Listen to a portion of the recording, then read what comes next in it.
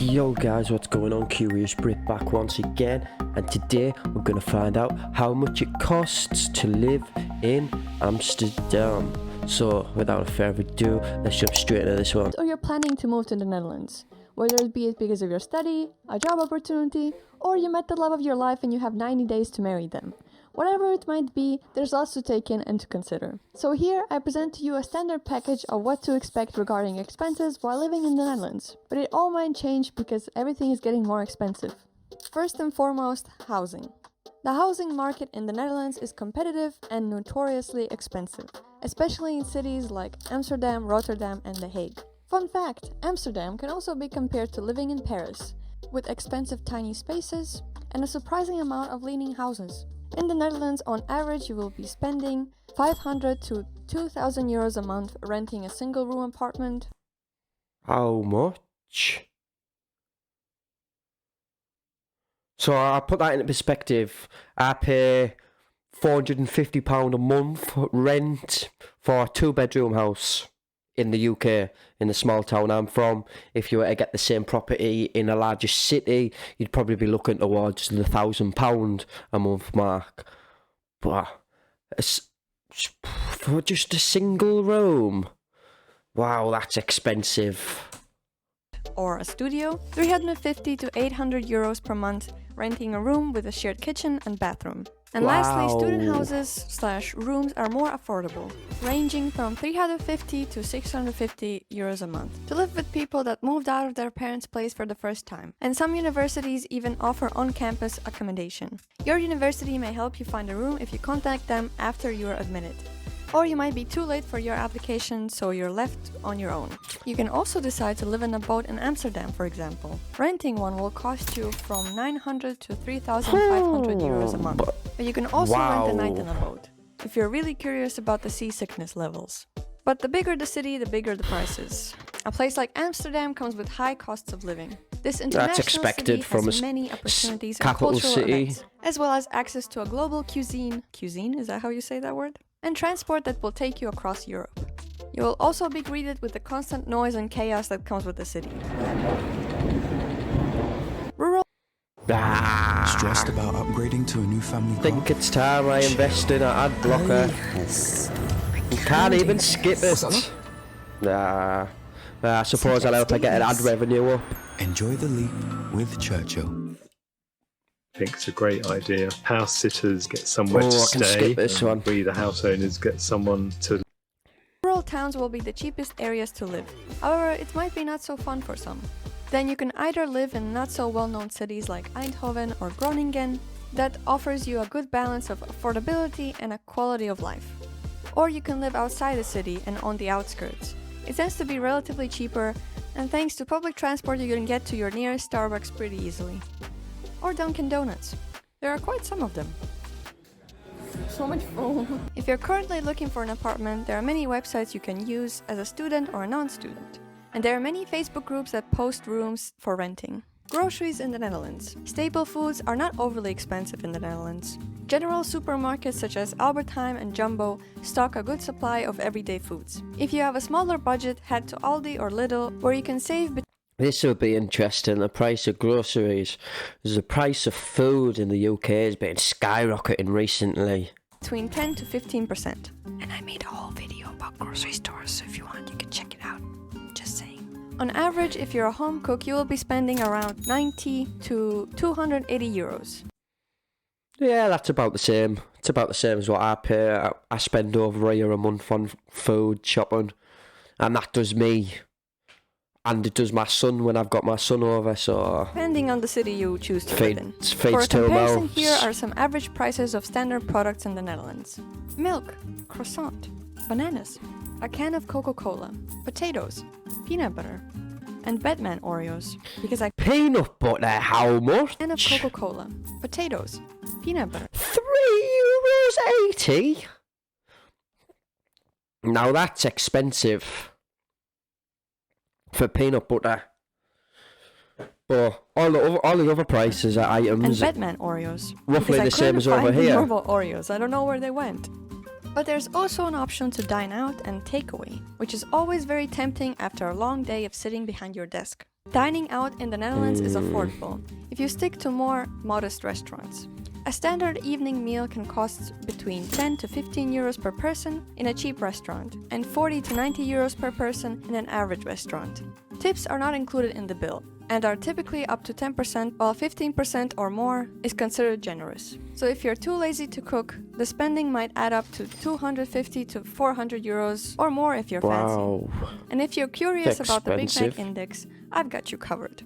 It's 4.9 euros compared to the US standard 5.66. 4.9 euros.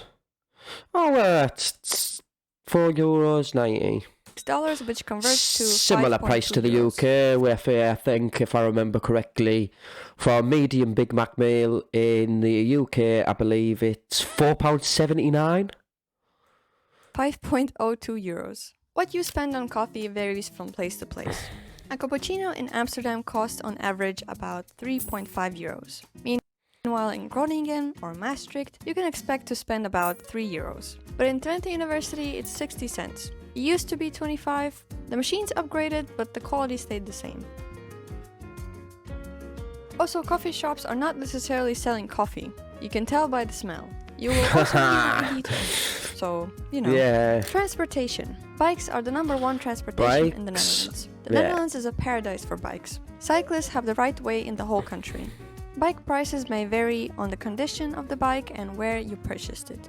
Anywhere from 20 euros to 15,000 euros. So there 15,000 euros for a pedal bike? Keep it, I'll take the €20 one. are a couple of options. Buying it at a bike store. If you want a good, fresh-looking bike, be my guest. They can go from 200 euros to, honestly, infinity. If you also wanted to microwave your leftovers on your way to work. Then second-hand bikes are a great option. You can also find them at the bike store or Facebook Marketplace. But there might be a chance that they were stolen. Swap Feeds, not a sponsor, where you can rent a bike from 16.90 to 75 euros a month, depending on your bike standards. And there is also a student discount. Another option is renting a bike from the train station with your personal OV chip card that I will cover a bit later in this video. Typically, this is a temporary choice. The bikes are not great and cost up to 4.15 euros, up to 24 hours of use. And lastly, you can get offered a bike very cheaply on the street by some sketchy guy. And you take it with caution. Also, don't leave your bike without a lock. It will most likely be stolen and sold on Facebook. And if you're afraid of commitment to a bike, you can also try go sharing, where you can rent an electric scooter or a bike via an app for 23 cents per minute, but you'll need a driver's license for it. If you need or want to travel long distances, there are many trains, trams, and buses you can take. In addition to trams and buses, the cities like Amsterdam and Rotterdam also offer a metro service that I never tried actually, and I didn't know it existed. You can buy hourly or day tickets for these services, and on buses you can pay for just the route. But for long-term stayers, I would recommend purchasing an OV chip card for 7.50, either a personal or anonymous. You can top up the card and you will pay the rate based on the distance you travel. In most cases, this is much cheaper than buying hourly tickets. The difference between personal and anonymous is that the anonymous can be used by anyone, but if you lose it, you cannot replace it. You also can't buy any subscriptions, and unfortunately, you cannot set it to automatically top itself up. I suppose an anonymous one would be used for like a traveller, like it'd be someone who was going to the country for 2 or 3 weeks on holiday sort of thing, like as a tourist rather. And if you were living there, you'd probably get the personal, because I don't know what kind of subscriptions you can buy, but it'd probably benefit you. Some of them possibly could benefit you. With credit via bank account, unlike the personal one. Trains. Here, trains are decently punctual, moderately fast, and at times have good Wi-Fi with an occasional spot to charge your phone. With trains, you can go almost anywhere, but there's a price to pay. 8.17 euros to be exact for an hour train ride. And you can save up by buying a return ticket, but it all adds up when you plan a trip to a city that's 2 hours away from you, making the total 55.20 euros. Ouch. With the OV chip card, you can go to the NS website where you can find So they don't charge you based on place, they charge you based on time. Well, that's unusual. I hear in the UK you buy a ticket, say from London to Manchester, and it doesn't matter if that train takes 6 hours or it's delayed and ends up taking 8 hours, It'll still cost you the same. Whereas I don't know if it'd be the same if trains were delayed. Would you still be charged per hour for that? Oh, that's Many interesting. subscriptions to choose from. You have to look They into can that. make your travels a bit cheaper, not only for you but also for your friends, if you have any. Buses, trams and metros work on similar levels when it comes to cost. An hourly ticket will cost you 3.2 euros and 6.5 for 90 minutes. You can also purchase a multi-day ticket from 8.50 to 37 euros, depending on how many days you want to use it. It's interesting, It's this. valid on all GVB transports in Amsterdam on a 24-hour basis, but it's not valid for the airport trains and airport buses. There's a strong chance that you will be caught if you don't have a valid ticket, so you cannot ride as a rabbit. I don't know if that's a saying in your language. Almost every time you take the train, you're most likely to be checked. And the fine is usually around 50 euros. Also, you can decide to have a car, but it is very expensive and at times inconvenient. I don't really have experience with it, so I cannot tell you much about it. All I know is that their driver's plates are yellow from the front and the back for... Well, from what I've learned about the Netherlands and watching all the other videos, the infrastructure isn't really built for cars, so it just seems pointless having a car unless it was an essential part of like your business or like deliveries or something. But even still, there's other means of getting the same jobs done. I don't know what reason. It is mandatory for everyone to purchase at least a base level of health insurance, and you must do it within 4 months of arrival. Otherwise, you'll be fined. The standard health insurance package can cost 120 euros per month, more or less, Well, that's with interesting. additional deductibles. But you can also apply for a health insurance allowance from the Dutch tax office if your income is below a certain amount of threshold, since in a way the Netherlands offers public health care for free. But the insurance does not cover all treatments like dental or physiotherapy. Generally, Oh, that's interesting. That's interesting to know that, because over in the UK, obviously, we've got the world famous NHS system. Yeah, which obviously we pay taxes towards. Yeah, so that provides the funds for that. But then we don't need to have additional healthcare insurance, even though, like she's just said, in the Netherlands, dental care isn't a part of their healthcare system, which it isn't over in the NHS unless it's like a major operation. Sometimes it'll be funded by the NHS, but a lot of dental work and stuff over in the UK is private. You pay for your own treatments. Like if you needed a filling or a crown put on, you'd pay for them sort of treatments and that. And like physiotherapies and stuff, there's a lot of, like the NHS will only give you so much and then you've got to pay for it after yourself.